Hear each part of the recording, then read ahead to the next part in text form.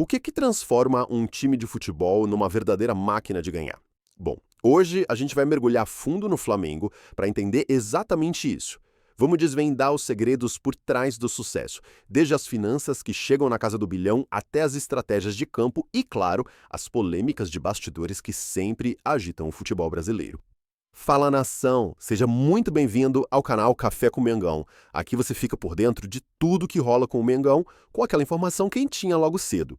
Então já se inscreve aí no canal para não perder nada e, se o seu sangue é rubro-negro, já sabe, né? Deixa aquele like para fortalecer. Olha só o nosso roteiro de hoje. A gente vai passar por 5 pontos cruciais para entender o momento do Flamengo. Primeiro, a grana, o poder financeiro do clube. Depois, a gente vai para o campo, ver a preparação para o próximo jogo.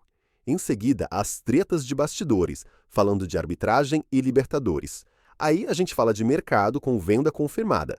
E para fechar, aquela rivalidade que está definindo o futebol por aqui, Flamengo versus Palmeiras. Então vamos começar pelo que no fim das contas move tudo isso, o dinheiro.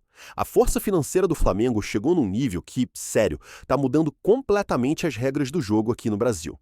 Se liga nesse número, 1,5 bilhão de reais. Essa é a receita que o Flamengo já alcançou este ano. E o detalhe mais maluco é que ainda faltam 3 meses para fechar a conta. É um crescimento de 27%, um recorde histórico no Brasil. Um número desses, convenhamos, já explica muita coisa, né? Mas óbvio que dinheiro parado não ganha jogo. A grande questão é como essa montanha de dinheiro se transforma em poder de fogo lá no mercado. O clube não só arrecada muito, como investe pesado e lucra uma barbaridade na venda de jogadores. E os números não mentem. Para trazer o Samuel Lino, por exemplo, o investimento total foi de quase 200 milhões de reais. Mas aí, na outra ponta, você vê vendas como a do Gerson, por 158 milhões, que mostram como o clube sabe fazer dinheiro. No total, foram mais de 500 milhões de reais só em venda de atletas. É um ciclo que se alimenta sozinho. E essa frase aqui resume perfeitamente o que está acontecendo. Essa força financeira é, de fato, assustadora para os rivais. O que a gente está vendo é uma polarização cada vez maior no nosso futebol, com Flamengo e Palmeiras se distanciando e muito de todo o resto. Certo. Mas como é que todo esse poderio se traduz dentro das 4 linhas? Com a final da Libertadores logo ali, a forma como o time vai ser montado para o jogo contra o Sport virou uma peça fundamental nesse quebra-cabeça. O técnico Felipe Luiz está tendo que fazer malabarismo. O Léo Riz, que jogou no Sacrifício, vai ser poupado, assim como o Alexandro e o Jorginho. Por outro lado, o time ganha os reforços do Carrascal e do Pulgar, que estão voltando de suspensão. Isso dá um gás novo ali para o meio-campo. E olha, mesmo com alguns jogadores de fora, o provável time que vai a campo é um absurdo. Com nomes como De La Cruz, Arrascaeta e Samuel Lino, o Flamengo que entra em campo ainda tem a obrigação total de passar por cima do Sport no Maracanã. E aqui tem um recado direto do Felipe Luiz. Ele está pedindo para a torcida abraçar a causa, sabe, para apoiar jogadores como Samuel Lino, que talvez não estejam na sua melhor fase. É um chamado para a união total até a final da Libertadores. O Maracanã vai ter que pulsar junto com o time. Beleza, agora vamos sair um pouquinho do gramado para falar das tretas de bastidores, onde a arbitragem e a final da Libertadores estão dando o que falar. Você se lembra do árbitro Ramon Abate Abel? Aquele que foi afastado depois de um erro bem polêmico no jogo do São Paulo contra o Palmeiras? Pois é, ele já está de volta, escalado para o VAR, e esse retorno, em menos de 2 meses, está levantando um monte de sobrancelhas por aí. A polêmica fica ainda maior quando a gente compara os casos. O Abel, que errou a favor do Palmeiras, volta rapidinho. Já o Jean-Pierre, que errou contra o mesmo Palmeiras, simplesmente sumiu. Nunca mais apitou na Série A. Essa diferença de tratamento, alimenta a desconfiança de muita gente. E para tentar diminuir essa confusão toda com a arbitragem, a Ferg está com uma ideia nova para o Cariocão, o desafio no VAR. Cada técnico teria direito a 2 pedidos de revisão por jogo.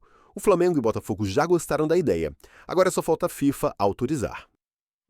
E sobre a final da Libertadores. Para acabar com qualquer boato, o martelo foi batido. A Conmebol confirmou o jogo em Lima, no Peru, dia 29 de novembro. Ponto final. Toda a logística do Flamengo, hotel, centro de treinamento já está tudo certo. E os ingressos para os peruanos, inclusive, já começaram a ser vendidos.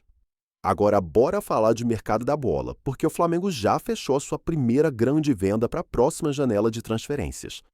O Sporting de Portugal vai mesmo exercer a opção de compra do volante Ryan Lucas, uma das nossas joias da base. O valor, 4 milhões de euros. Isso dá mais ou menos uns 24 milhões de reais. É um dinheiro muito bem-vindo para os cofres do clube. E a jogada do Flamengo aqui foi muito inteligente. Eles estão vendendo 80% dos direitos do jogador, mas o clube vai continuar com 20%. O que isso significa? Que se o Ryan Lucas arrebentar lá na Europa e for vendido de novo, uma bela fatia dessa grana volta direto para a Gávea. Bela jogada! E pra gente fechar, vamos pro assunto que está definindo o futebol sul-americano nos últimos anos, a batalha de gigantes entre Flamengo e Palmeiras. A pergunta que todo mundo se faz é a seguinte: de 2019 para cá, quando essa era de ouro dos dois clubes começou de verdade, quem foi o verdadeiro bicho-papão de títulos? Bom, e contra os números, não tem muito o que discutir. Desde 2019, o Flamengo levantou 15 canecos importantes, contra 11 do Palmeiras. Os dois dominam, claro, mas nesse recorte de tempo, a vantagem rubro-negra é inegável. É o time mais vitorioso da era. Então, quando a gente junta tudo, o poder financeiro absurdo, a inteligência tática dentro de campo e uma sala de troféus que não para de crescer, fica bem claro que o Flamengo se consolidou como a maior potência do continente hoje. E aí fica a pergunta final no ar. Com todos esses fatores a favor, com essa hegemonia toda e com a grande final já confirmada lá em Lima, será que o Flamengo vai conseguir transformar tudo isso em mais um título de Libertadores? Bom, essa resposta a gente só vai ter no dia 29 de novembro.